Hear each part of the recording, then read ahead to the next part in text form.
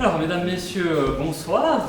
Je veux déjà toutes et tous vous remercier d'être présents ici ce soir donc pour cette soirée commémorative par rapport à ce qu'on a appelé l'affaire Grabert, qui vous sera donc expliquée par monsieur Marc Pernoud. Donc c'est une soirée qui est organisée, c'est vrai que les journalistes ont un petit peu oublié de le préciser, mais c'est organisé par le Parti Socialiste des Montagnes Neuchâteloises. Je suis moi-même Neil Evering, donc président du Parti Socialiste des dites Montagnes Neuchâteloises. Et puis, donc c'est moi qui vais être, on va dire, modérateur ce soir. Donc, si on est là, c'est justement pour parler de Paul Grabert, qui, je pense que vous l'aurez lu dans le document introductif, a été emprisonné il y a exactement 100 ans à la prison de la Chaux-de-Fonds pour avoir tenu des propos qui n'étaient pas très favorables à l'armée et qui a rapidement été libéré par ses camarades, par nos camarades, qui n'étaient pas exactement, on va dire, de l'avis de la justice qui avait décidé cet emprisonnement. L'affaire Grabert, c'est pas seulement une affaire vieille de 100 ans, c'est aussi une affaire qui nous parle aujourd'hui, puisque elle pose un certain nombre de questions, des questions auxquelles on doit évidemment tous répondre individuellement. On n'y répondra pas tel quel ce soir, mais ça semblait quand même important de pouvoir juste les évoquer, qu'on les ait en tête, puisque il y a différentes choses qui sont en jeu et qui nous rappellent peut-être des événements récents. Il y a notamment la question de la liberté d'expression qui est posée par cette affaire. Est-ce qu'on a le droit d'exprimer librement un avis sur une institution? Ici, c'était l'institution de l'armée. Comme on le voit avec certains exemples récents, pour ne pas les nommer, on pense à la Turquie, la Russie, même peut-être les États-Unis aussi, où la liberté d'expression n'est pas toujours aussi évidente qu'elle pouvait paraître à d'autres moments de notre histoire. Et puis, cette question est clairement toujours d'actualité. Deuxième question, c'est la question de cette population qui se réunit un soir devant la prison avec carrément une fanfare qui vient jouer une sérénade pour Paul Grabert. Est-ce qu'on a le droit, est-ce que la population a le droit de s'insurger contre des décisions de justice? Ça, c'est aussi une question que pose cette affaire, et une question qui est aussi reposée par les mêmes que j'ai cités avant, aujourd'hui, dans des conditions où on ne peut pas imaginer que ce soit très libre, disons, dans le mode de pensée.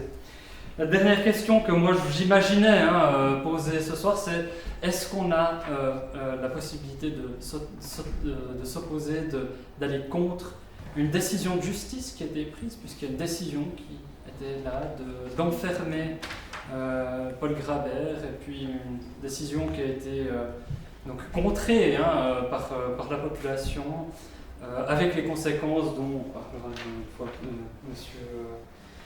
Monsieur Pernoud. Donc, est-ce que, aussi injuste soit la décision qui a été prise, on a le droit d'aller s'opposer pour les bonnes raisons, les meilleures raisons du monde? Voilà, ça c'est des questions que moi j'imaginais comme ça en réfléchissant ce soir. Évidemment, comme je vous ai dit, personne ne va y répondre tel quel. Je pense que c'est des questions auxquelles on doit chacun répondre pour soi.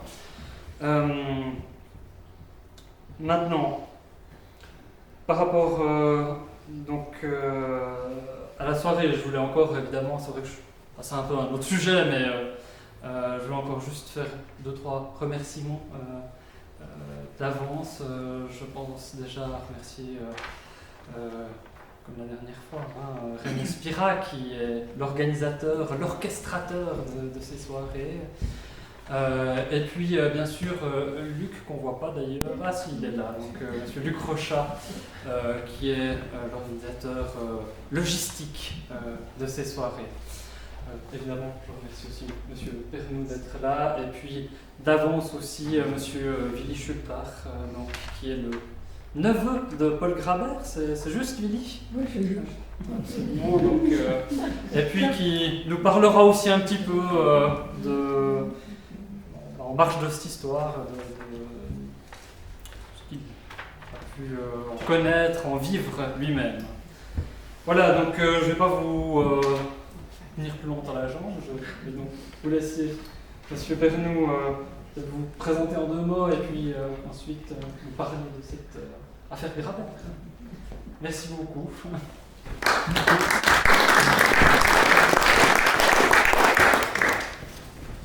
Merci, bonsoir et merci d'être venu et merci aux organisateurs d'avoir pris l'initiative de mettre sur pied cette soirée à l'occasion du centenaire des événements de mai 1917. S'il faut se présenter, disons, je suis historien, j'ai étudié au gymnase de la Chaux-de-Fonds et j'ai eu notamment comme professeur Jean-Marc Barlet et ensuite, quand j'ai fait mon mémoire de licence à l'université de Neuchâtel, j'avais émis le souhait d'étudier l'histoire du mouvement ouvrier et le professeur m'a dit « Ouh là là, oui, bon, vous pouvez ». Mais pour ça, on n'a pas vraiment de spécialiste. Allez à la bibliothèque de la Chaux-de-Fonds, il y a un monsieur Pierre Hirsch qui est le grand spécialiste et le grand connaisseur. Et effectivement, j'y suis allé et puis, disons, il m'a communiqué son enthousiasme et transmis une partie de ses immenses connaissances. Et si je suis ce soir parmi vous, c'est aussi parce que j'ai eu le privilège de pouvoir travailler avec lui pendant un certain nombre d'années. Et effectivement, on a pu discuter de cette affaire Grabert comme d'autres éléments de l'histoire du mouvement ouvrier neuchâtelois, qui est une riche histoire.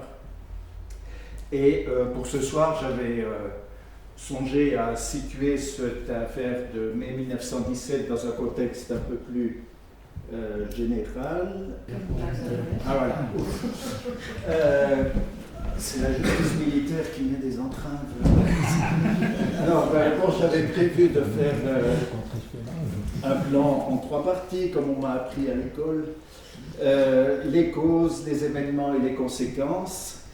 Et voilà, les causes, ça serait pourquoi il y a eu ces événements en 1917 qui ont attiré l'attention de la Suisse entière sur la Chaux-de-Fonds. Rappeler qu'il y a une tradition pacifiste et antimilitariste dans le canton de Neuchâtel.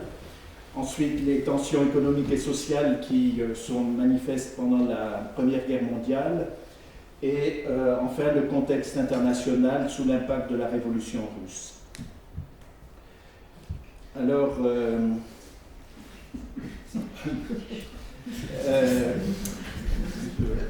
et les événements, donc c'est la chronologie classique, la condamnation de Grabert en mars 1917, les événements du 19 mai, ensuite la réaction des autorités neuchâteloises et fédérales, l'occupation militaire, les arrestations qui sont décidées dans ce contexte-là, et la fin de l'occupation militaire, mais qui impliquera aussi une suite.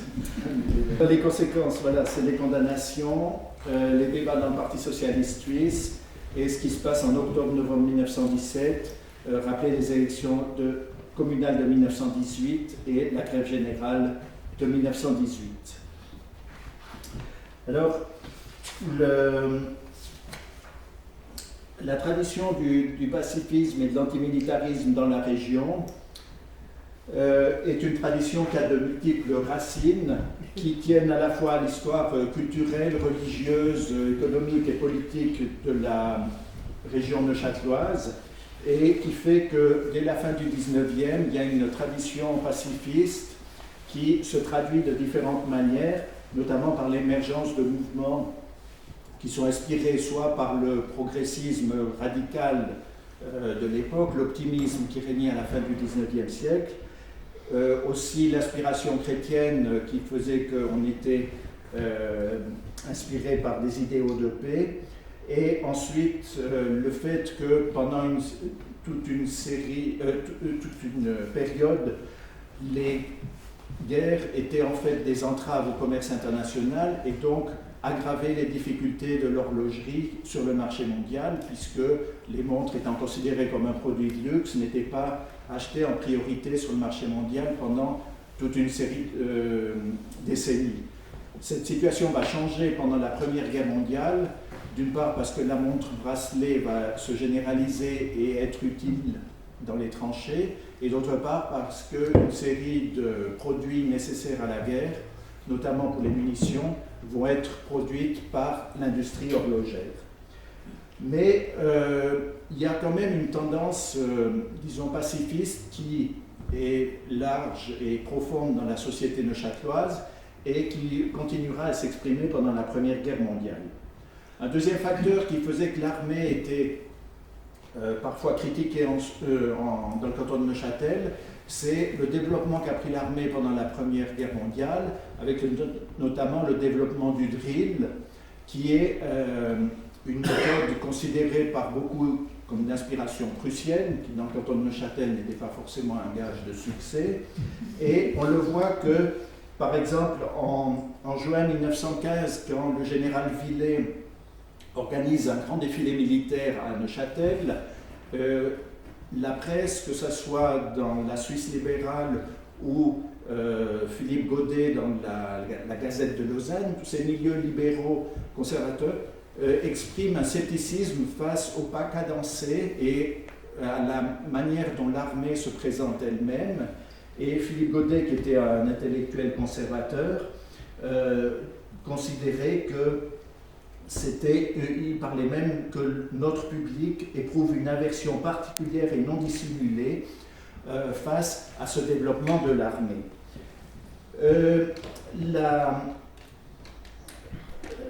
La configuration politique du début de la guerre, où il y a un consensus politique autour de l'armée et de la défense nationale, s'effrite rapidement, et Philippe Godet dit lui-même dans un de ses articles en septembre 1916, ce qui est vrai et ce qu'il faut même dire très haut, c'est que l'enthousiasme qui soulevait le peuple neuchâtelois au moment de la mobilisation de 1914 a reçu une série de douches d'eau froide dont il est singulier qu'on nous fasse un grief. Au magnifique élan du début a succédé un sentiment de tristesse et d'angoisse qui étreint les hommes appelés sous les drapeaux comme ceux qui les voient partir. Donc cette opinion de Philippe Godet est partagée par toute une partie de la société neuchâteloise, et sur cette mouvance vient aussi s'ajouter les activités du mouvement ouvrier, notamment les activités antimilitaristes de la gauche neuchâteloise, qui, dès 1902, est incarnée par Charles Naine, qui, en 1903, avait refusé de servir et avait été ensuite exclu de l'armée. Et donc cette tradition antimilitariste que Charles Naine a développée d'abord par rapport à l'armée en tant qu'institution, mais ensuite, en 1904, quand il y a eu la grève des maçons ici à la Chaux-de-Fonds, qui a été suivie par une occupation militaire, le rôle de l'armée en tant que briseur de grève a été aussi thématisé dans d'innombrables articles de la gauche neuchâteloise. Alors Charles Naine est devenu conseiller national en 1911 et une année plus tard, en 1912, il y a une nouvelle victoire des socialistes neuchâtelois, puisque Paul Grabert, qui lui avait une formation d'instituteur, mais qui avait été pendant un certain temps rédacteur de journaux syndicaux, mais qui était principalement le rédacteur du quotidien socialiste La Sentinelle, qui paraît de manière quotidienne à partir de 1912.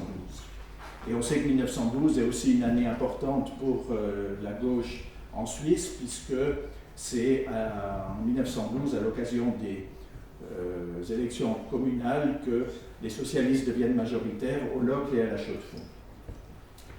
Cette force du mouvement ouvrier, dont la composante antimilitariste est importante, amène évidemment des difficultés en août 1914, au moment où le climat de consensus implique que le Parti socialiste aussi vote les pleins pouvoirs. Et à ce moment-là, Charles Naine et Paul Grabert, plus tard on a dit qu'ils s'étaient abstenus, sur le moment c'est pas très clair, mais en tout cas ils ont exprimé des voix discordantes qui ont fait que assez rapidement ils ont repris contact avec d'autres socialistes à l'échelle internationale qui étaient toujours d'accord de lutter contre l'armée dans les différents pays et de lutter pour la paix.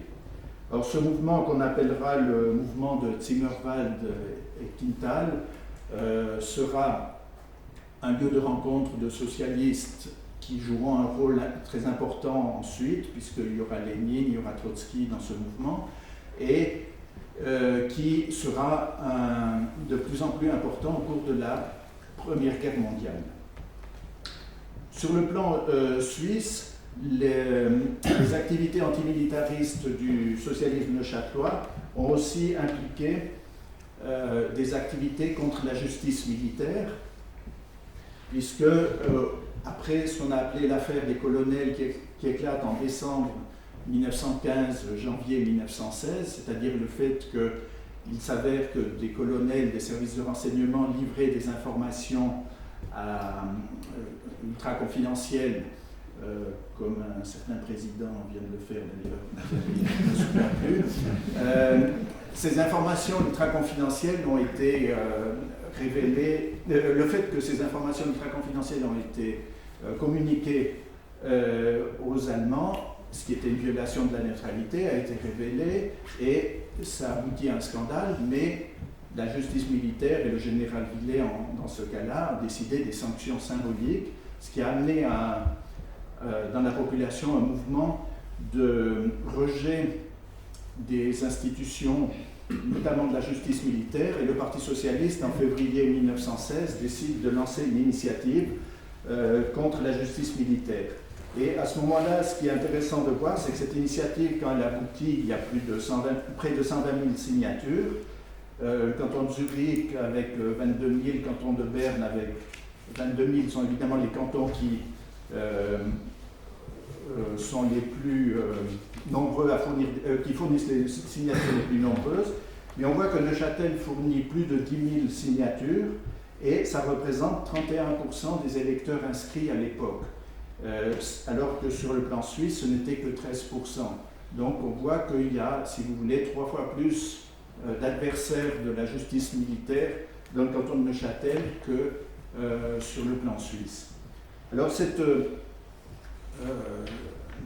volonté de critiquer la justice militaire a évidemment satisfait les socialistes neuchâtelois puisque l'initiative du PSS avait du succès, mais les milieux militaires étaient de plus en plus méfiants et attentifs à ce qui pouvait bien se passer dans ce canton, et notamment à la Chaux-de-Fonds, où étaient la plupart des militants socialistes. Alors, donc, au cours de 1916, on voit donc, au cours de l'année 1916, cette composante antimilitariste devient de plus en plus importante, notamment par le fait qu'un ancien pasteur, Julien Berdreau, refuse aussi de servir, est aussi condamné, et à ce moment-là, sa plaidoirie devant le tribunal militaire est vendue à des dizaines de milliers d'exemplaires, et il a un écho considérable en Suisse et à l'étranger. Et ensuite, il devient un rédacteur adjoint de la Sentinelle. Tout cela fait que, au cours de l'année 1916 et de début de 1917, le général Villet, par exemple, est particulièrement attentif à ce qui se passe dans le canton de Neuchâtel, et on peut constater que les journaux neuchâtelois, et notamment la Sentinelle, sont particulièrement consultés. Alors maintenant, je reviendrai aux difficultés, aux tensions économiques et sociales. L'industrie de guerre, comme je l'ai dit, se développe dans la région, et cette industrie de guerre va impliquer à court terme le fait que le chômage qui avait frappé la population ouvrière au début de la guerre va être résorbé, parce qu'un certain nombre d'emplois vont être créés pour usiner des pièces, et notamment là, vous voyez des femmes qui contrôlent des têtes de fusée qui ont été fabriquées de manière massive dans l'arc jurassien pour l'armée française. Parce qu'en fait, au début de la guerre, en 1914, tout le monde pensait que la guerre serait courte, parce qu'on se basait sur l'expérience de la guerre de 1870, et beaucoup d'armées n'avaient pas prévu des réserves de munitions pour des années, ce qui fait qu'à partir de quelques mois de guerre, les réserves sont épuisées, les réserves de munitions sont épuisées, et il faut faire appel à l'armée, à l'industrie suisse, qui va produire ainsi massivement en reconvertissant une partie de l'industrie jurassienne dans la production de têtes de fusée. Et ce sont des femmes ici à la Chaux-de-Fonds qui sont engagées pour ce travail. Alors évidemment, ce sont des conditions où le travail est relativement abondant, mais les salaires sont très maigres. Voilà. Mais les salaires sont très bas et le rationnement frappe aussi les familles ouvrières qui sont confrontées à des difficultés économiques de plus en plus importantes. Là, c'est une photo qu'on peut voir dans l'Impartial en avril 1918, où on fait ce qu'ils appellent la polonaise, c'est-à-dire la queue devant une laiterie pour échanger des bons de rationnement. Donc, ça vous donne une image des difficultés considérables que les familles ouvrières subissaient à cette époque-là, alors qu'au même moment, les revenus et notamment les bénéfices des entreprises étaient considérables. Alain Corta vient par exemple de publier sa thèse sur les câbles de Cortaillot pendant cette période-là, pendant la Première Guerre mondiale. Ils avaient de tels bénéfices qu'ils ne savaient plus que faire de leurs bénéfices. Ils ont investi un peu n'importe comment parce qu'il y a eu une situation extrêmement favorable pour l'industrie, mais qui a bénéficié seulement à une petite partie de la population. L'immense majorité de la population a eu des difficultés de plus en plus considérables. Alors tout ça va évidemment créer un mécontentement qui va se cumuler avec d'autres effets de la Première Guerre mondiale sur la population dans la région. Alors, ces problèmes économiques et le dégoût que la guerre suscite vont aussi interpeller et émouvoir des artistes. Et ici, vous avez une caricature d'Edmond Bille, qui est un peintre qui ensuite partira au Valais et qui deviendra le mari de Corinna Bille, mais qui, pendant la Première Guerre mondiale, alors qu'il était un cousin germain de Julien Berthaud, a réalisé une série de caricatures. Donc, vous voyez ici cette danse macabre des ouvriers qui a été publiée dans la presse socialiste à l'époque. Alors là, vous avez une autre caricature d'Edmond Bille qui aborde le problème de la presse pendant cette époque-là, parce que, disons, les belligérants se sont beaucoup intéressés à la Suisse et ont, de tous côtés, essayé d'influencer la presse pour la rendre soit plus germanophile ou plus francophile. Et là, Edmond Bille ironise sur un certain nombre de journaux suisses allemands qui, même s'ils se disent neutres, au fond, font allégeance à l'Allemagne. Et donc ces polémiques de presse vont être très importantes pendant la Première Guerre mondiale et c'est aussi dans ce contexte-là que la Sentinelle jouera un rôle important. Alors la Sentinelle, à l'époque, c'est évidemment Paul Grabert qui incarne d'une certaine manière la Sentinelle, puisqu'il en est le rédacteur principal et qu'il publie dans ce journal un certain nombre d'informations très importantes. On voit que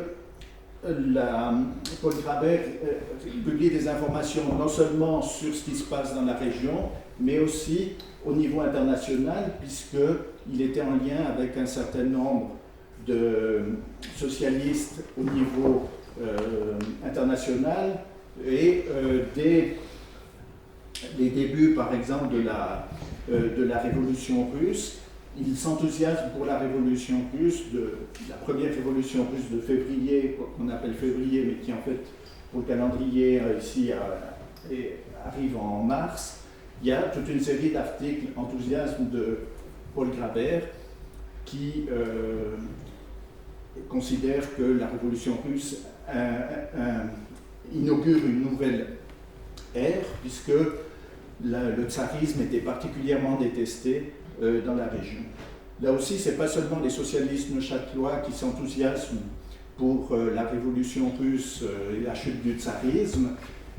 Ici à La Chaux-de-Fonds, puisqu'il y a une belle exposition en ce moment au musée sur l'intégration de la population juive, on peut signaler que par exemple le rabbin Jules Wolf à La Chaux-de-Fonds, dans ses sermons à la synagogue, dit en mars et avril 1917, c'est un événement miraculeux qui nous arrive, la chute du tsarisme, qui depuis des décennies était un régime détesté par ses crimes antisémites.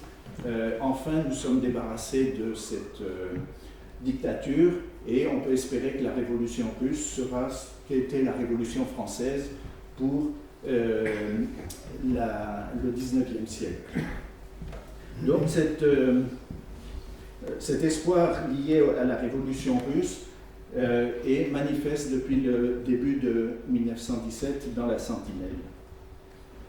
Alors dans ce contexte-là, Paul Graber va être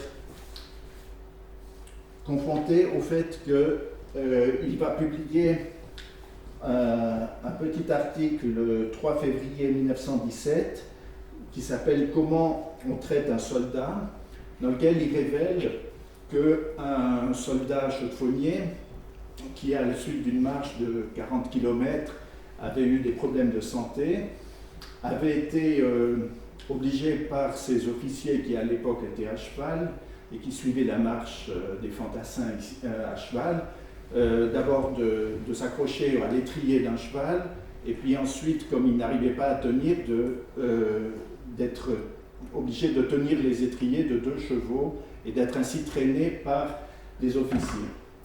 Alors les officiers ont réagi, alors c'était des notaires et des avocats et des industriels de la région qui ont estimé que c'était des calomnies et une atteinte à l'honneur de l'armée qui avait été ainsi opérée par cet article.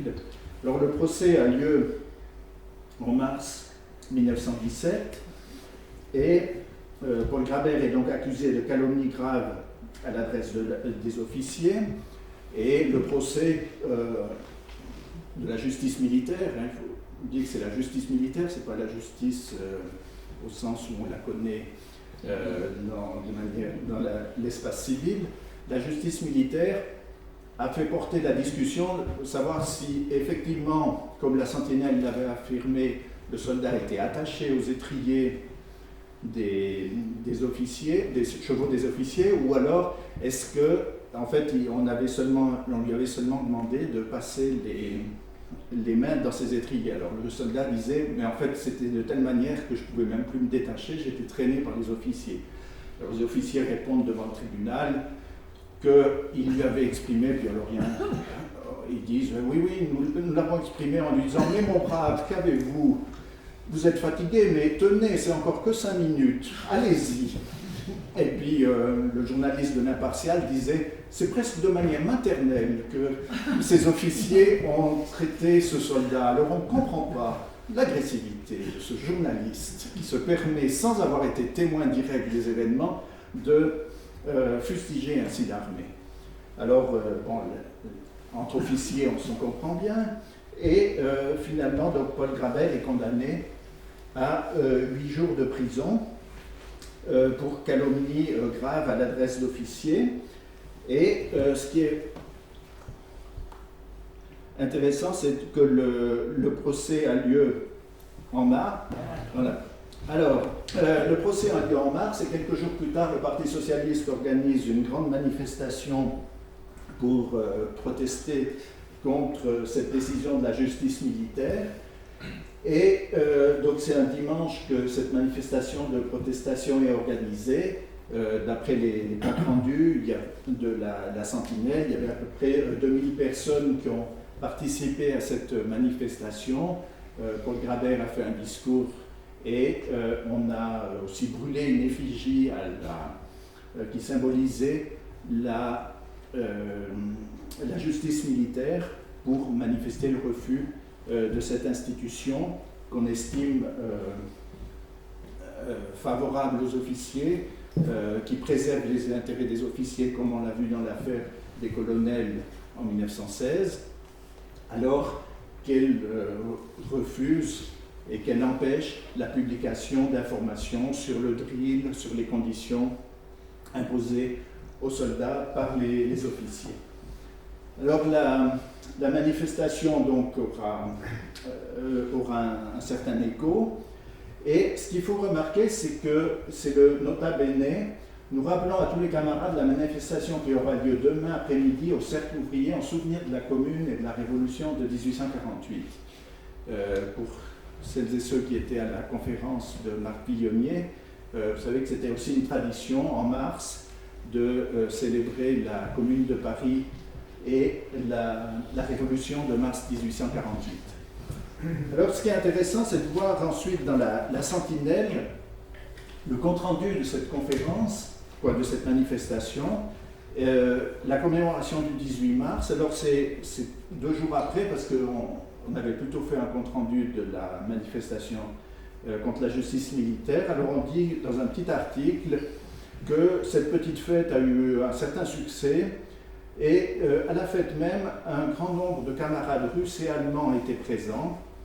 Le camarade russe Lénine, un des chefs de l'extrême gauche russe, nous a parlé en allemand sur les événements de 1871 et leur importance.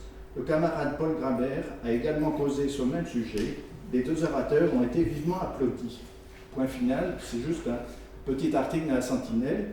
Effectivement, Lénine, qui était un des dirigeants révolutionnaires à l'époque, quelques jours plus tard, va quitter la Suisse avec ce fameux train soi-disant plombé, qui ne l'était pas en réalité, mais va rejoindre la Russie révolutionnaire.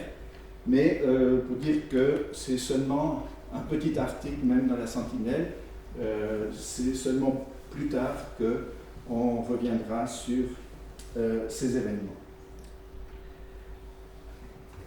On voit aussi que Paul Grabert continue de s'enthousiasmer pour la révolution russe, et le 2 avril 1917, il signe un article, là en première page de la Sentinelle, où il écrit « C'est à votre tour, socialistes allemands et autrichiens », où il lance un appel aux socialistes allemands et autrichiens en disant « Suivez l'exemple des révolutionnaires russes qui ont abattu la dictature.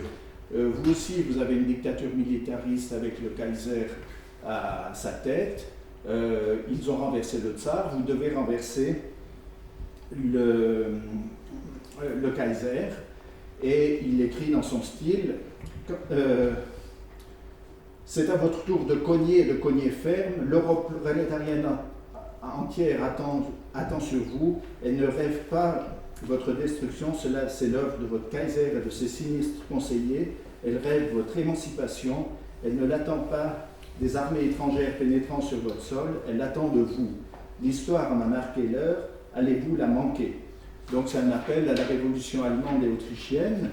Alors évidemment, l'armée n'apprécie pas beaucoup le passage, et le 5 avril 1917, le lendemain, ils écrivent à la rédaction de la Sentinelle « Nous pouvons nous passer de longues explications pour vous prouver qu'un tel appel à la révolution européenne n'est point conciliable avec les prescriptions de neutralité que le Conseil fédéral a établies pour la presse. » Et la commission du contrôle de la presse, disons, donne un avertissement ainsi à la Sentinelle en disant que ce n'est pas les appels à la révolution européenne qu'on doit trouver dans la presse helvétique. Alors c'est dans ce contexte-là que va avoir lieu l'affaire de mai 1917, parce que Paul Grabert a négocié avec les autorités militaires et neuchâteloises, qui étaient chargées de lui faire purger sa peine, que ces 10 jours de prison, il aurait le droit de les purger à la prison de la Promenade à La Chaux-de-Fonds. Alors il entre en détention le vendredi 18 mai, et comme on le sait, le lendemain, la Sentinelle publie un petit article dans lequel il est annoncé que la fanfare ouvrière La Persévérante va aller jouer une sérénade sous les fenêtres de Paul Grabert à la prison et que les camarades sont invités à participer à cette sérénade, à venir applaudir La Persévérante et soutenir le camarade Paul Grabert. Alors on sait que, effectivement, une fois que La Persévérante a commencé de jouer, il s'avérait qu'il y avait des centaines de personnes et de plus en plus de personnes qui participaient à cette manifestation et que des discours ont commencé à être prononcés par différentes personnes, notamment une jeune ouvrière dont on aura l'occasion de reparler, Hélène Ablitzer. Et finalement, les manifestants commencent à exiger que Paul Grabert soit libéré et de manière de plus en plus virulente. Ce qui fait que les 8 gendarmes qui surveillaient la prison à ce moment-là sont débordés, appellent le préfet, qui appelle le Conseil d'État, et on commence à essayer de négocier. Une délégation du Parti socialiste vient et avoue aux représentants du pouvoir cantonal, au préfet, qu'ils sont débordés par cette manifestation et qu'il faudrait faire venir Paul Grabert à la fenêtre pour qu'il tienne un discours, parce qu'il dit que c'est lui le seul qui, avec ses capacités oratoires et son impact sur la population ouvrière, pourra calmer les gens. Alors finalement, le préfet, n'arrivant pas vraiment à atteindre le Conseil d'État ce samedi soir, dit « Ah oui, bon ben essayons ». Et puis une fois que Paul Grabert arrive à la fenêtre, c'est une explosion de joie, il tient un discours, mais il est à peine écouté et la manifestation réussit à pénétrer dans la prison, tire Paul Grabert de prison et il disparaît après avoir tenu un discours au cercle ouvrier où, comme le disait l'Impartial le lundi qui suit, il y avait une foule considérable, notamment du sexe féminin. Et donc c'est la stupeur de ce qui arrive ce samedi soir. Et ce qui est, le récit qu'on peut trouver, on en trouve plusieurs récits dans la presse du lundi. On trouve aussi un récit par le préfet qui, le 22 mai 1917, adresse au Conseil d'État un rapport dans lequel il explique ce qui s'est passé. Et il écrit « Rien ne pouvait laisser prévoir que cette sérénade pût être le prélude d'agissements graves. » Il constate qu'il y avait une foule très dense devant la prison et que les délégués du Parti socialiste sont venus lui parler et que ces messieurs m'exposèrent que le concert prévu avait été suivi d'une manifestation spontanée tendant à l'élargissement de M. Grabert. Ils étaient, disait-il, absolument impuissants, malgré les efforts tentés, à ramener au calme la foule surexcitée et insister de façon très pressante pour que le détenu fût relâché sans délai afin d'éviter un déchaînement de violence et des effusions de sang inévitables vu l'échauffement des esprits. Alors, le préfet exprime sa surprise extrême devant cette situation en disant « mais vous ne pouvez pas ainsi aller à l'encontre des décisions de la justice militaire et c'est le Conseil d'État qui a décidé que Paul Grabert purgerait sa peine dans cette prison et il faut que je consulte le Conseil d'État. » Alors finalement, devant l'impatience, donc, il accepte que Paul Grabert puisse venir à la tribune et à la fenêtre et le préfet reconstitue une conversation entre Paul Grabert et les délégués du Parti socialiste quand ils sont dans les couloirs de la prison et Paul Grabert leur dit « Vous êtes malades, cette manifestation ne rime à rien et même à supposer que vous soyez les plus forts aujourd'hui, vous ne le seriez probablement pas demain. Et alors la situation redeviendrait la même et je serais tout de même obligé de faire mon clou et pour éviter le renouvellement de cette manifestation, on me transporterait sans doute ailleurs. Quand on veut faire quelque chose de profitable, il faut être à même de le maintenir et ce ne serait certainement pas le cas. » Et Herman Guinan, le conseiller communal, répond Les esprits sont extrêmement montés, nous n'arrivons pas à les calmer. On sent très bien que rien n'empêchera les actes de violence. Et alors, pour éviter une effusion de sang, ne crois-tu pas qu'il vaut mieux qu'on t'autorise à rentrer ce soir avec les manifestants, ainsi que nous en faisons la demande? Tu pourrais alors les apaiser en leur expliquant le vrai sens de la situation et revenir le lendemain subir la peine qui t'a été infligée, sans plus avoir à redouter que des actes regrettables soient commis. Et Grabel répond: en aucun cas je ne voudrais qu'il y ait eu effusion de sang à cause de moi, je ne voudrais pas avoir cela sur la conscience. Et si vraiment vous croyez que cela soit à craindre, ce serait la seule raison qui me ferait changer d'avis. Les délégués: nous en sommes persuadés, il n'y a pas de moyen de les retenir. Au dehors de la foule, alors le préfet continue, au dehors de la foule sifflait, hurlait, chantait l'international, et pendant que j'essayais d'expliquer la situation au Conseil d'État. Et après de légères acclamies, les vociférations reprenaient de plus en plus belles, et bientôt des pierres étaient lancées et des vitres volaient en éclats. Les clameurs redoublent, la poussée en avant se fait de plus en plus forte, la porte d'entrée est enfoncée à coups de madrier, et bientôt le couloir est envahi malgré une résistance acharnée des agents qui se groupent au pied de l'escalier pour en empêcher l'accès. Mais bientôt ils cèdent à la poussée et les assaillants se précipitent. Alors ils arrivent et en un clin d'œil, l'escalier est franchi, nous sommes entourés, M. Grabel emmené. Il faut noter que les délégués du Parti socialiste ont cherché à s'interposer et à empêcher la ruée, mais ils ont été repoussés violemment, voire même frappés. Au bout de quelques instants, le bâtiment a été évacué et les abords libres de tout manifestant, puisqu'ils étaient partis au cercle ouvrier. Les assaillants, surexcités et résolus, ne voulaient rien entendre. Je n'ai pas commandé aux agents de faire usage de leurs armes, a attendu que cela n'aurait abouti qu'à faire couler le sang sans profit. Nos 8 agents n'étaient pas capables de résister à une foule immense et résolue. Sans compter les morts d'hommes, il en serait résulté une dévastation complète du bâtiment. Des renseignements recueillis, on peut déduire que si les événements qui se sont produits n'ont pas été prémédités, ils représentent la mise en action des discours violents prononcés, entre autres, après chaque morceau de la musique La Persévérante. A signaler tout spécialement, pour sa rare violence, le discours d'une jeune fille de 17 ans à peine, mademoiselle Lucie Abitzet.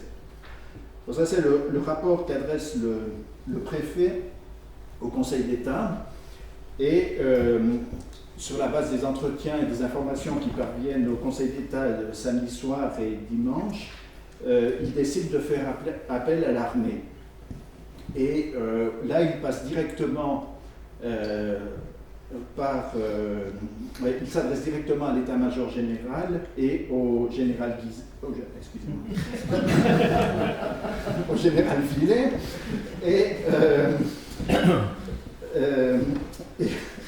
après, qui accepte que des troupes qui sont mobilisées dans la région, dans le Jura bernois, soient déplacées sur la Chaux-de-Fonds. Alors, il y a d'abord un escadron de guides, de militaires à cheval qui arrivent en fin d'après-midi à la Chaux-de-Fonds, et le régiment d'infanterie lui arrive en train en pied jusqu'à Saint-Imier, où le général Villet est là pour inspecter la montée des soldats dans le train qui arrive à 20h à la gare de la Chaux-de-Fonds. Et ensuite, le général Villet repart sur Berne. Alors cette décision est prise en fait de cette manière, et on voit que le chef du département militaire fédéral, le Camille Descopé, écrit le lendemain au général Villet: « J'ai appris occasionnellement hier soir, donc dimanche, par des conversations de voisins dans le tramway, que des troupes avaient été envoyées à la Chaux-de-Fonds. La lecture des journaux m'en a apporté la confirmation ce matin. Il me serait agréable d'être renseigné à cet égard de façon plus exacte et plus précise. » Alors, c'est le lundi matin, et le général Villet répond oui, écoutez, je voulais vous écrire un rapport, mais ma secrétaire n'était pas là, alors je ne pouvais pas dactylographier. Donc, voilà le rapport dactylographié qui explique ça. Et en fait, c'est le mardi que le Conseil fédéral est informé en détail par le Conseil d'État neuchâtelois et le général Villet. Ce qui vous montre aussi la répartition des pouvoirs pendant la Première Guerre mondiale en Suisse. Alors donc, c'est dans ce contexte que l'occupation militaire va avoir lieu. Donc là, il y a des photos Il y a des photos sur le pod en mai 1917. Je dois dire qu'il y a un problème de datation parce que j'avais cru pendant longtemps que c'était des photos de l'arrivée des troupes. Et puis il y a en fait eu une semaine avant les troupes neuchâteloises qui ont fait un défilé sur le pod, qui avait d'ailleurs été critiqué par les socialistes. Et maintenant je ne suis plus très sûr si c'est le régiment neuchâtelois qui défile le 12 mai ou les troupes qui occupent la Chaux-de-Fonds le 20 mai. Toujours est-il que, disons, les uniformes ne changent guère et que ça nous donne une image de la ville de la Chaux-de-Fonds qui correspond assez à ce qu'on peut revoir dans la presse à l'époque. Et évidemment, alors tous les différents lieux sont occupés par l'armée, et notamment il y a eu un problème parce que le dimanche, la manifestation qui avait été prévue en fin d'après-midi au Temple national, qui était à l'époque le lieu des réunions politiques, le Parti socialiste avait appelé à cette réunion, et le temps que l'interdiction décidée par le Conseil d'État soit communiquée et le temps que les troupes arrivent, en fait la manifestation, la salle du Temple national était déjà pleine, et Paul Grabert et Lucia Blitzer ont pu tenir des discours particulièrement virulents, et en sortant, les officiers à cheval ont essayé de disperser le plus rapidement la manifestation, et il y aura eu un certain nombre d'incidents dans ce contexte-là, puisque certains vont sortir leurs sabres pour charger sur la foule. Et un peu plus tard, les manifestants vont venir autour de la fontaine monumentale vers l'hôtel de la Fleur de Lys, et là des sommations vont être adressées parce que les manifestants refusaient de se disperser devant un cordon de militaires avec la baïonnette au canon. Alors ces incidents qui ont eu lieu le dimanche soir sont dans ce contexte-là. Alors là aussi, Edmond Mobile et d'autres vont faire des caricatures, et là vous avez une caricature sur le départ des troupes, ou alors on décrit, c'est le départ, une brigade combinée en marche pour la Chaux-de-Fonds où la révolution a éclaté. Et vous voyez, bon, les officiers à cheval, un qui brandit aussi une Bible, puisque des cultes protestants et catholiques vont aussi être organisés pendant les dimanches de l'occupation militaire. Et l'armée donc part ainsi au pas cadencé. Et il y a un petit jeu de mots aussi, puisque c'est le carton du peintre officiel Audelaire, qui est évidemment une allusion à Audelaire, le peintre bien connu. Donc on voit que cette occupation suscite aussi des interrogations, même si les journaux dans leur ensemble se positionnent par rapport à cette occupation militaire comme sur le plan politique, puisque évidemment les journaux socialistes expriment leur solidarité avec les manifestants qui ont libéré Paul Grabert, alors que les journaux comme le National Suisse, le quotidien du Parti radical ici à la Chaux-de-Fonds, mais aussi la Gazette de Lausanne et le Journal de Genève dénoncent l'anarchisme et l'irrespect de la population chaudefonnière excitée par les agitateurs socialistes, qui a abouti à cette situation illégale auquel il faut mettre fin le plus rapidement possible. Alors cette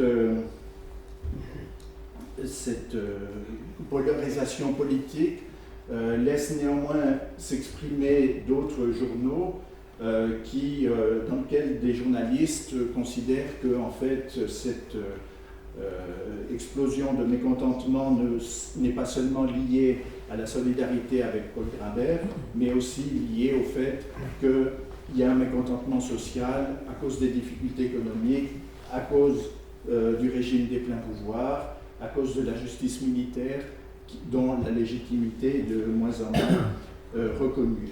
Donc c'est dans ce contexte-là que l'occupation va commencer. Et on voit des tracts du Parti socialiste et de la jeunesse socialiste qui appellent la population à rester calme et à maintenir les objectifs de défense de la démocratie et de la liberté.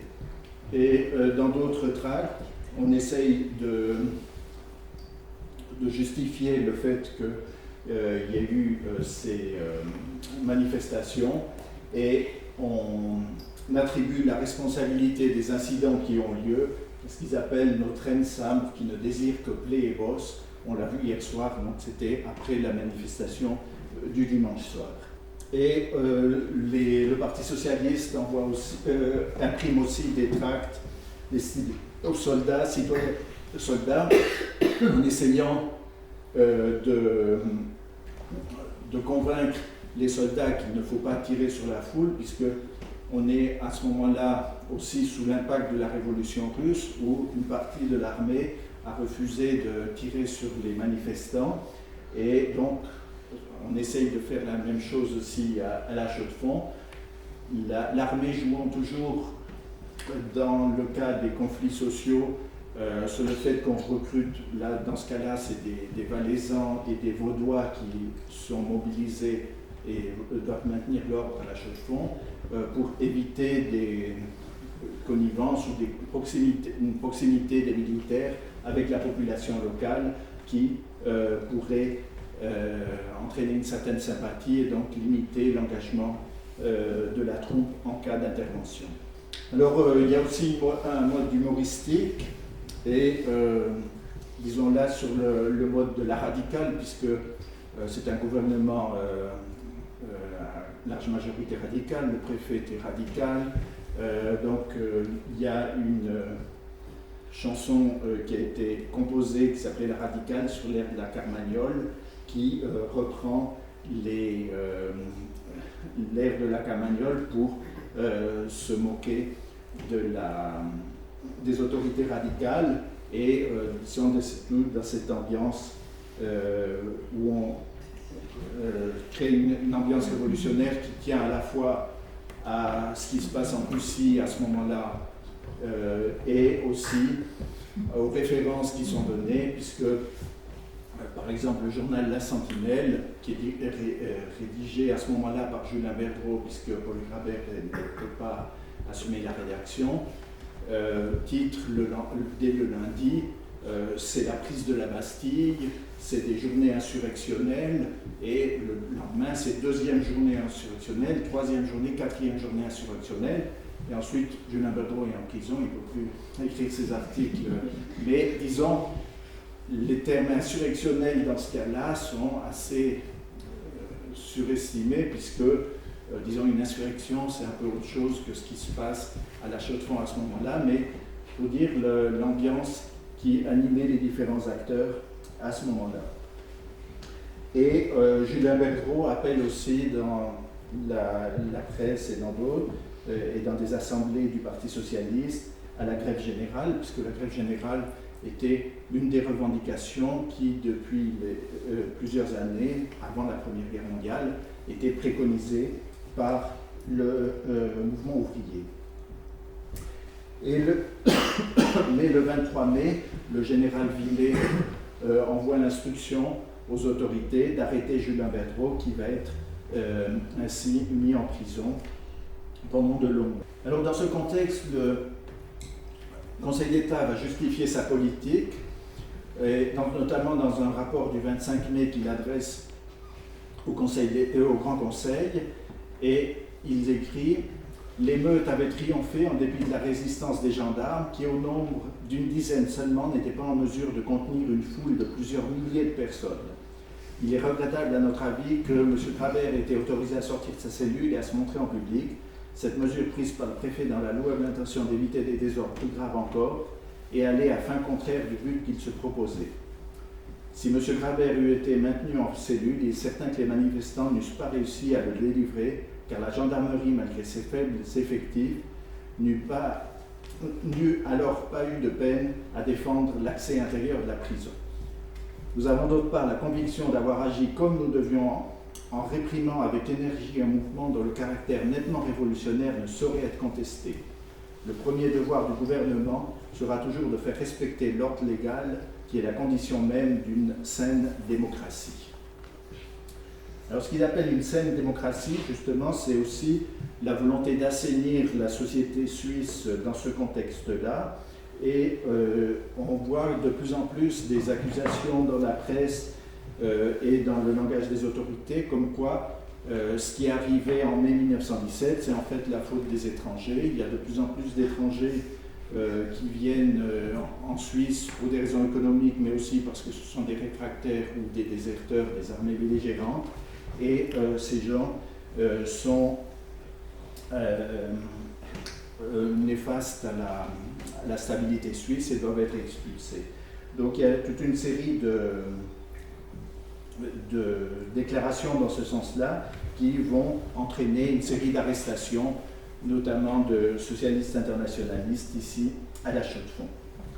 Et pendant plusieurs semaines, en fait, l'occupation va continuer sans que Paul Grabert ne puisse être retrouvé. Et Willy va raconter comment il a réussi à échapper ainsi pendant cette période à la fois à l'armée, mais aussi à la police de sûreté neuchâteloise, qui était dirigée par Courvoisier, le petit-fils de Fritz Courvoisier, et mais qui ne va pas réussir à s'emparer de Paul Grabert. Alors, dans ce contexte-là, il y a toutes sortes de rumeurs qui vont circuler. L'armée et la police sont informés des appels à la grève générale, qui finalement ne sont pas suivis des faits, mais il y a des rumeurs comme quoi une trentaine d'hommes seraient équipés de revolvers et réattaquer l'armée, et ça susciterait un bain de sang, et que ce bain de sang serait le déclenchement d'une grève générale à l'échelle suisse. Tout ça fait que finalement les enquêtes n'aboutissent à rien, puisqu'on ne trouve ni revolver, ni explosifs, ni toutes ces matières dangereuses que certains avaient cru pouvoir détecter. Et l'occupation va se prolonger, et le chef le colonel de Haller, qui était le chef de commandant de place à ce moment-là, commence un peu à s'impatienter, et le 5 juin 1917, il écrit notamment à ses supérieurs, malgré le fait qu'on n'a pas retrouvé Paul Grabert, l'ordre a été rétabli et la ville a repris sa vie normale, et on peut penser que les agitateurs n'arriveront pas à réitérer leurs exploits. Et il fait en plus ressortir les inconvénients qu'il peut y avoir pour la troupe à la prolongation de son séjour dans cette atmosphère socialiste. L'immoralité de la population flottante que les fabriques de munitions ont attirée dans la ville présente aussi un danger pour la discipline et la santé de la troupe, malgré la surveillance très active exercée par les officiers. Alors effectivement, le fait que c'est une population ouvrière et qu'il y ait ces tracts qui circulent appelant les soldats à ne pas obéir à des ordres inquiète les officiers, et il y a même des journaux qui accusent les socialistes d'envoyer des jeunes filles pour distribuer les tracts, pour essayer ainsi d'attendrir les rudes soldats valaisans.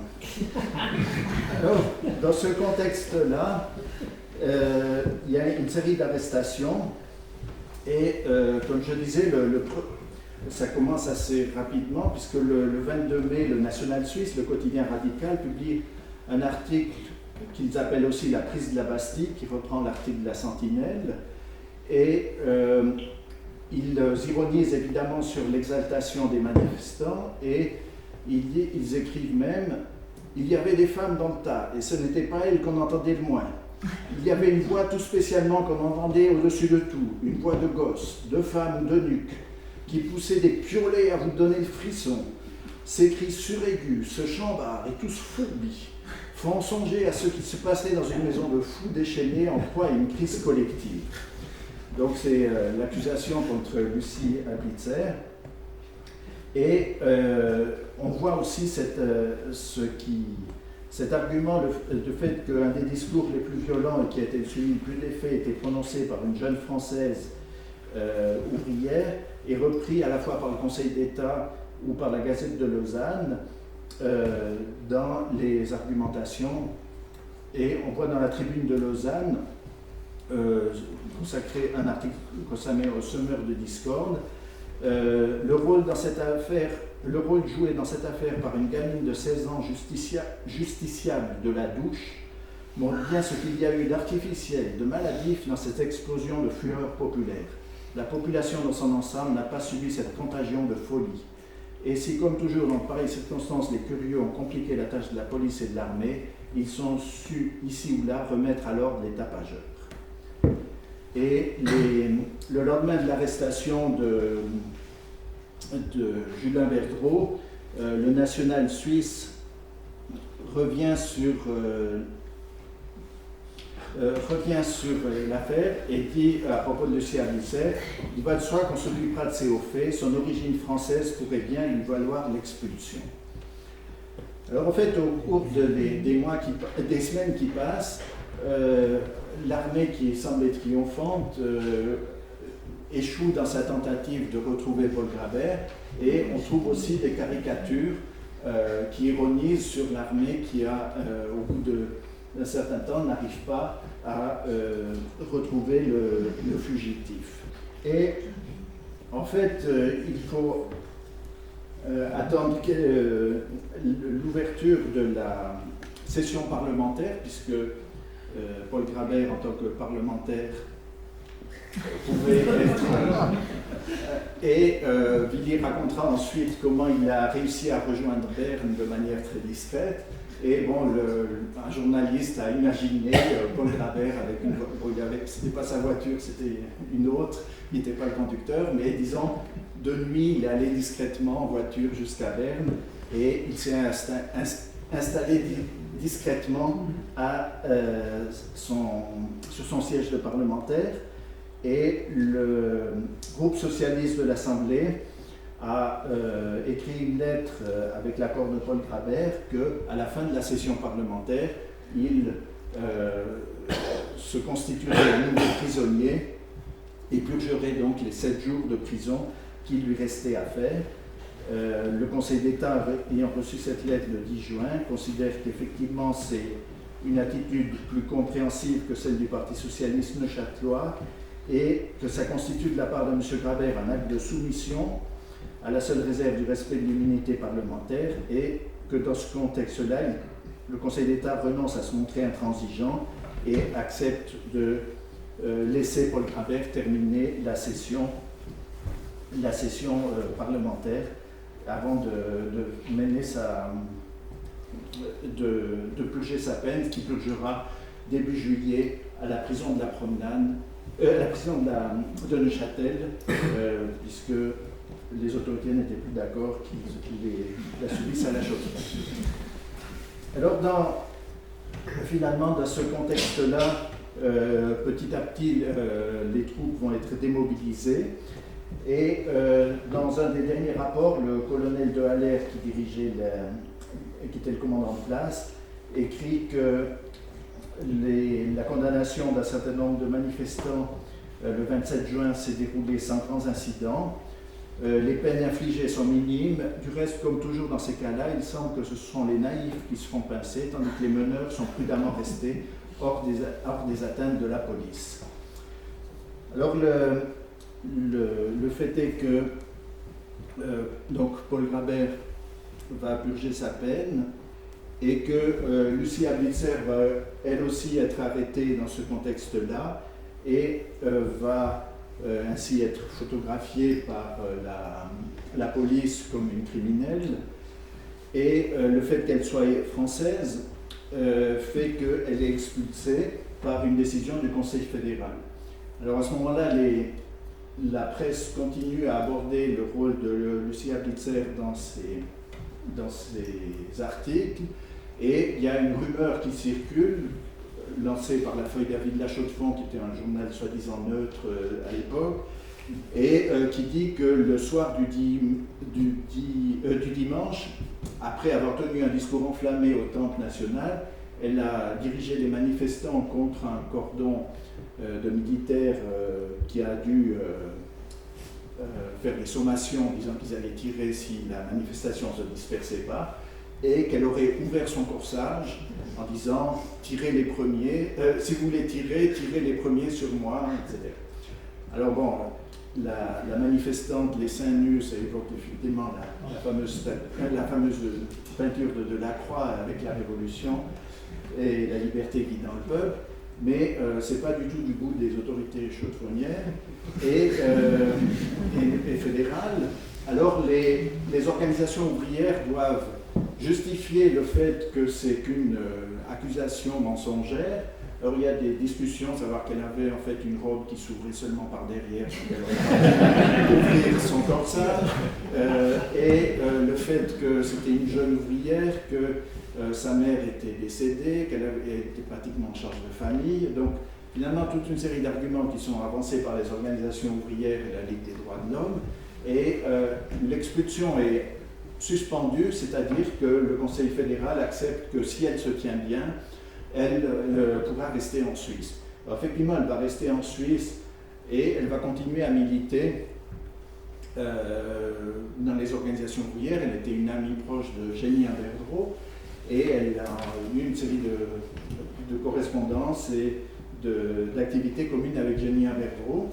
Et elle va militer jusqu'à la grève générale, l'été 1918, où elle va être très choquée par la grippe espagnole qui a décimé une partie de la population à cette époque-là. Et à ce moment-là, elle va changer d'orientation, elle va renoncer à l'activité politique pour s'engager dans les activités d'infirmière. Elle va partir en France et ensuite elle aura une crise mystique dans les années 20 et elle partira comme missionnaire d'abord à Tahiti pour s'occuper de lépreux et ensuite à Madagascar où elle va mourir en 1945 à l'âge de 45 ans. Donc c'est une militante comme ça qui a milité pendant à peu près 2 ans, 3 ans au maximum, d'après les traces qu'on peut voir, et qui est une image au fond de cette situation politique et sociale de la population ouvrière de la Chaux-de-Fonds pendant la Première Guerre mondiale. Et je vous signale que j'ai commis un article sur le parcours de cette militante qui va être publié dans le prochain cahier d'histoire du mouvement ouvrier, qui est une association qui publie chaque année un cahier. Le prochain cahier qui paraîtra en juin contiendra un article sur cette militante qui est devenue ensuite missionnaire outre-mer. Alors, ça c'est les conséquences, si vous voulez, sur le destin d'Hélène Ablitzer, mais il y a eu d'autres conséquences évidemment. C'est des conséquences politiques puisqu'il y a eu une série de condamnations de militants ou de jeunes soldats qui ont refusé de servir après cette occupation militaire. Il y a aussi eu des conséquences sur le Parti socialiste suisse parce que les antimilitaristes et pacifistes comme Grabert et Naine, qui étaient minoritaires jusqu'à-là à l'intérieur du Parti socialiste, lors du congrès de juin 1917, qui décide par 222 voix contre 77 de refuser la défense nationale, et réserve une ovation à Grabert et Naine dans ce contexte-là. Il y a aussi une évolution qui se traduit par lors des élections au Conseil national en octobre-novembre 1917, où le Parti socialiste va progresser en pourcentage, et vous voyez là la propagande du Parti socialiste qui dénonce à la fois les exportations très fructueuses qui profitent à l'économie suisse, mais dont la population suisse ne bénéficie pas, et le fait qu'on exporte du fromage qui était une production suisse très importante à l'époque, on exporte le fromage vers l'étranger alors qu'on garde les frontières. Et cette évocation du fromage et de l'industrie laitière tient aussi au fait au rôle de la paysannerie pendant la Première Guerre mondiale, qui, vu la situation économique, s'enrichit considérablement et dont les dirigeants joueront un rôle de plus en plus important, notamment l'Union suisse des paysans et le Parti des artisans, paysans et bourgeois qui se fondent dans ce contexte-là, Parti artisan et bourgeois qui est le nom qui correspond bien au parti qui s'appelle actuellement en Suisse romande Union démocratique du centre. Et c'est une des conséquences aussi de la Première Guerre mondiale.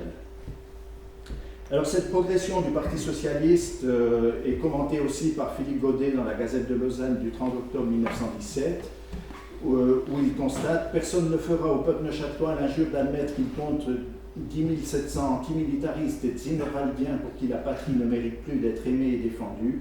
La vérité est que ce vote est l'expression d'un mécontentement allant jusqu'à l'exaspération qui ne se raisonne plus. Si cet état d'esprit provient pour une part des difficultés matérielles du moment, il est bien dû plus encore aux fautes, aujourd'hui trop évidentes, commises depuis 3 ans par les autorités politiques et militaires, ainsi qu'aux abus et scandales qui se sont produits et multipliés. La morale de ces élections, c'est qu'on a assez du régime actuel des pleins pouvoirs, assez de la majorité radicale du Parlement. Le Parti socialiste a magistralement exploité à son profit cet état d'esprit. On traitait de mauvais Suisses ceux qui avertissaient les détenteurs du pouvoir, qui signalaient les fautes commises et annonçaient leurs conséquences trop probables. On eût mieux fait de les écouter. Donc vous voyez sous la plume d'un libéral conservateur comme Philippe Godet, le constat que les succès du Parti socialiste dans ce contexte-là ne sont pas dus seulement aux capacités d'agitation de certains, mais aussi au contexte plus général, que ce soit sur le plan économique ou institutionnel. Dans ce contexte de l'automne 1917, c'est évidemment le contexte de la révolution russe et de la révolution d'octobre, et Paul Graber, à ce moment-là, soutient la révolution d'octobre et notamment Lénine, avec qui il avait tenu ce discours en mars 1917 à la Chaux-de-Fonds, même s'ils étaient peu d'accord sur toute une série d'autres aspects de la politique. Et ainsi, le 28 novembre 1917, Paul Graber écrit dans La Sentinelle « La révolution russe accentue sa tendance socialiste, dirigée actuellement par des ennemis des compromissions, de l'opportunisme et du militarisme. Elle voit se dresser contre elle toutes les forces bourgeoises d'Europe. Depuis 3 ans que dure la guerre, c'est en Russie seulement que la liberté a fait un pas. C'est le seul pays où elle a donné des gages au peuple. Après avoir renversé le tyran, elle a compris que notre génération a affaire à un tyran plus redoutable encore, le capitalisme qui a pris des formes différentes en se muant en impérialisme et en militarisme. Elle a compris que c'est là le monstre à terrasser et que la guerre, au lieu de le faire mourir, ne fait que de l'engraisser. Ce que nos fanatiques et nationalistes et chauvinistes ne peuvent comprendre, Lénine et le peuple russe le comprennent. Tandis que nos roquets s'égosillent à l'insulter, tandis que ces battleurs du journalisme entassent des mots et gonflent leurs canards de formules ronflantes, Lénine agit. Très bien, Lénine, vas-y de toute la force que tu as, la gueuse rouge faiblit, tape dessus, brise-lui les reins, et nous pourrons recommencer la grande lutte universelle contre l'autre tyran, le capitalisme. C'est pour lui que tremblent les insulteurs, c'est par amitié pour lui qu'ils bavent sur toi, tu t'en moques et tu as raison, tape donc fort et ferme. Nous nous impatientons de pouvoir reprendre par-dessus les frontières la lutte finale contre l'universel tyran, cause de la souffrance de tous les peuples. Alors cet article Vas-y Lénine de novembre 1917 va évidemment être va lui être reproché pendant des décennies où on l'accusera d'avoir été un fourrier du bolchevisme, alors que quelques semaines plus tard, dès la dissolution de l'Assemblée constituante par les bolcheviks, Graber va critiquer les décisions des bolcheviks. Néanmoins, c'est le contexte de la fin de l'année 1917, dans lequel, au sein du Parti socialiste, une aile gauche apparaît, dirigée notamment par Julien Bertraud, qui sort de prison après avoir été condamné par la justice militaire en juillet 1917. Il sort en novembre 1917, et dans ce contexte-là, dans l'enthousiasme suscité par la révolution russe, on voit des débats sur la participation socialiste au Conseil d'État, alors qu'en janvier 1917, cette participation avait été acceptée par une large majorité. En janvier 1918, une courte majorité refuse que le Parti socialiste s'engage dans une participation minoritaire au Conseil d'État, ce qui implique un renforcement de l'aile gauche, ce qui exprime un renforcement de l'aile gauche du Parti socialiste, dirigé par Julien Bergeraud à ce moment-là. Quelques mois plus tard, ce sera alors la victoire en juillet 1918 aux élections communales, où la majorité qui avait été perdue en 1915 est récupérée. Et pour cela, je vous renvoie au livre dirigé par Raymond Spira et d'autres personnes sur un siècle de ville de gauche à la Chaux-de-Fonds. Quelques mois plus tard, ce sera donc la grève générale de novembre 1918, et à ce moment-là, les milieux patronaux et les organisations bourgeoises veulent éviter les effets que les occupations militaires de 1904, 1916 et 1917 ont eu, et dès qu'il est question d'une mobilisation de la troupe pour s'opposer à la grève générale, les représentants des milieux patronaux et des organisations bourgeoises descendent à Neuchâtel et discutent avec le Conseil d'État en disant surtout n'amenez pas l'armée à la Chaux-de-Fonds parce que vous allez avoir encore un renforcement du mouvement antimilitariste. Il vaut mieux qu'on maintienne l'ordre nous-mêmes, et donc avec la nouvelle société helvétique, avec le club alpin suisse, avec différentes associations, ils vont maintenir l'ordre avec les gardes civiques, la Ligue Ordre et Liberté au Locle, etc. Donc, il a été tenu compte des effets de mai 1917 et ainsi la grève générale va se dérouler avec une forte participation ouvrière à la Chaux-de-Fonds et au Locle, mais sans occupation militaire. De manière plus générale, il y aura quand même des effets à plus long terme de ces événements de mai 1917. C'est d'une part la tradition pacifiste et antimilitariste du socialisme neuchâtelois qui va s'exprimer à plusieurs reprises au cours du XXe siècle, et d'autre part, c'est aussi une tradition du journalisme d'investigation critique, notamment de la Sentinelle, qui véritablement a été une sentinelle lucide et critique, notamment pendant la Deuxième Guerre mondiale, là aussi pour revenir par rapport à l'exposition actuellement au Musée d'Histoire, où la Sentinelle a été un des journaux qui, parmi les premiers, et de manière la plus constante, ont dénoncé et révélé les crimes abominables commis par les nazis. Tout cela, c'est aussi des activités que Paul Grabert a inspirées, assumées, et qui lui ont aussi, pendant la Deuxième Guerre mondiale, attiré des ennuis, attiré des problèmes, mais il a justifié ses positions politiques, notamment vis-à-vis des autorités fédérales. C'est donc dans ce contexte-là qu'on peut affirmer l'importance de ces événements de mai 1917. Alors, je vous remercie pour votre attention.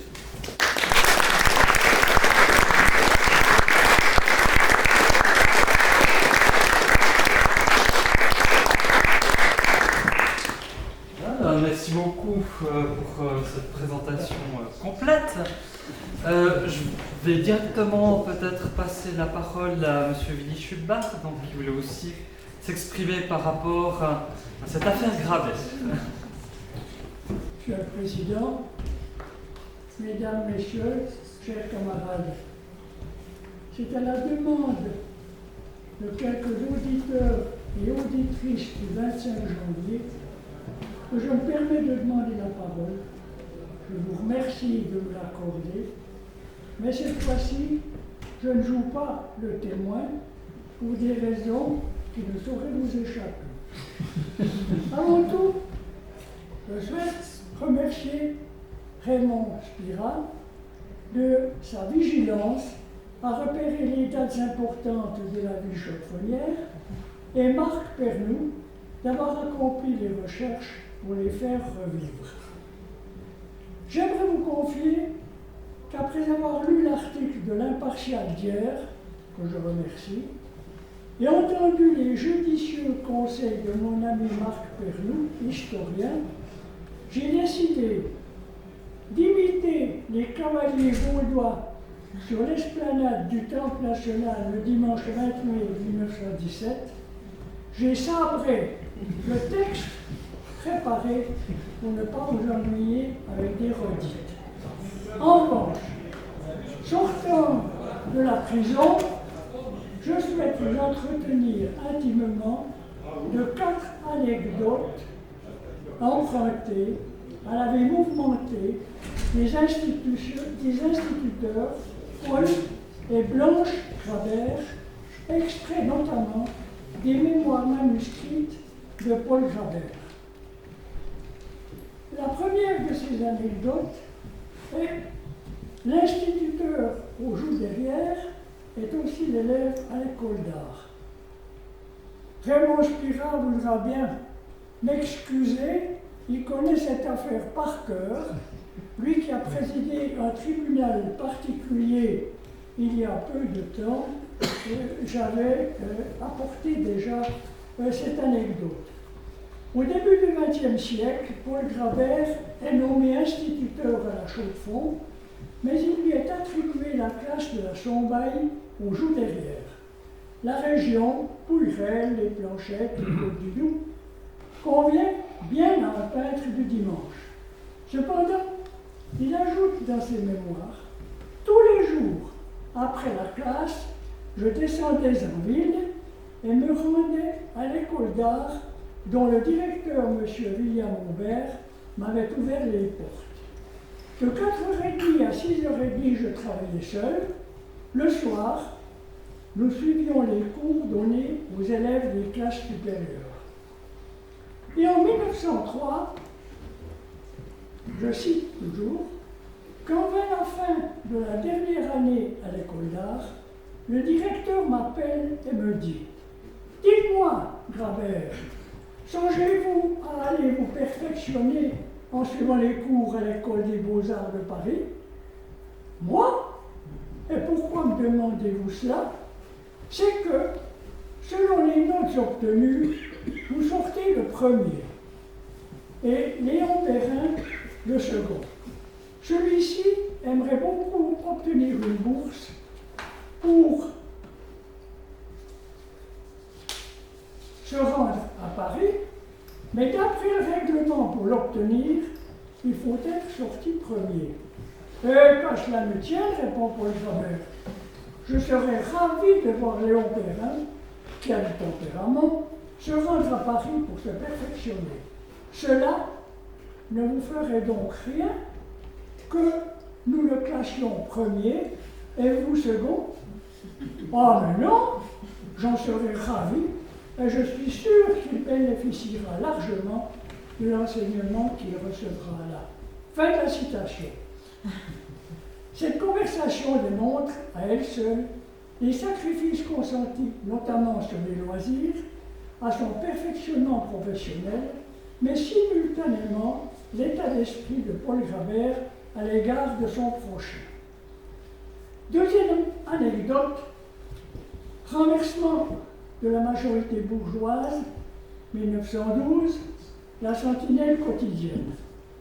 Les élections communales de 1912 permirent à 20 socialistes de tenir tête à 20 radicaux libéraux, tout en rendant impossible l'élection du conseil communal par le législatif. La répétition de l'élection du conseil général offre la première majorité socialiste, 21 contre 19, et un conseil communal composé de 4 socialistes et 3 bourgeois. Paul Grabert écrit à cet instant, toujours dans ses mémoires, je cite, « Mais nous comprîmes bien vite qu'un tel essor ne pourrait être soutenu si nous ne disposions pas d'un journal quotidien. Ma chère femme, qui se donnait à cœur pour nos entreprises, avait pris en main les comptes de la Sentinelle et avait recueilli 5 000 francs. C'était, à nos yeux, une fortune. Et nous décidâmes de la sacrifier pour lancer un quotidien.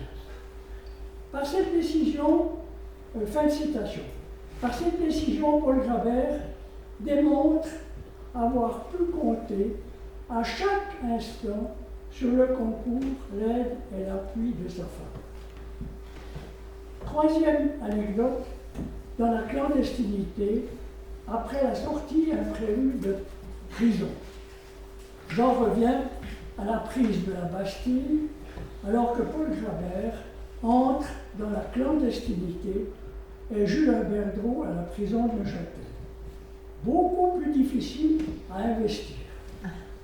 Si la liste des cachettes successives n'a jamais été établie, il est notoire qu'institutrices et instituteurs, proches collaborateurs du président de la société pédagogique qui était Paul Grabert, ont joué un rôle déterminant pour loger Paul ou pour lancer les lignées dans une direction erronée. Leur principal refuge aux éplatures, chez Madame Colli, était bien choisi. La fille qui travaillait à la Copet emportait l'article de Paul Grabert destiné à Fritz Hellmann, qui le prenait lors de sa visite directoriale quotidienne et le déposait à l'imprimerie des coopératives réunies. Paul Grabert avait aussi passé une ou plusieurs nuits chez Camille Brand, futur conseiller communal, responsable des finances pendant la crise et premier conseiller d'État socialiste.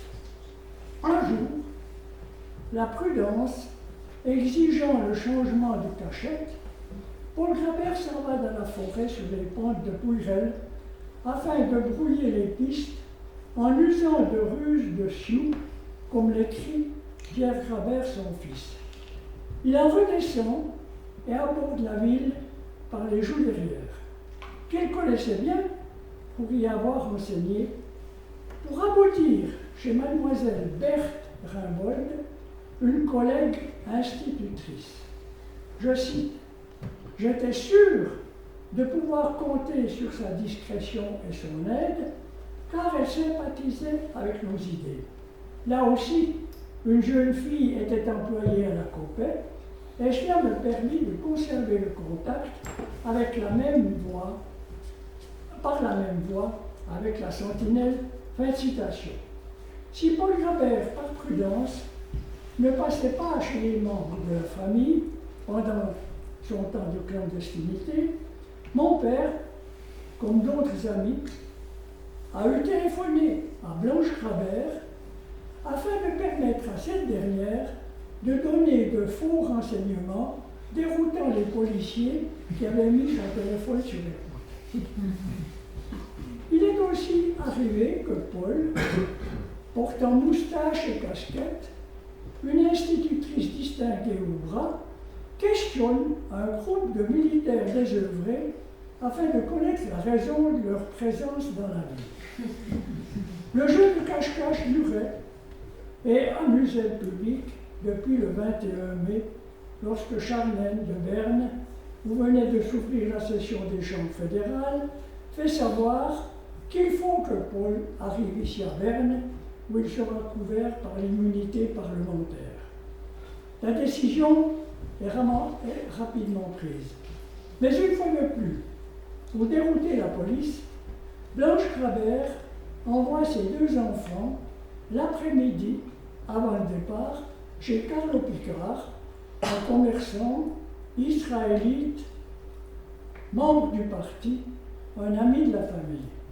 Elle pensait ainsi que la police suivrait les enfants et y perquisitionnerait.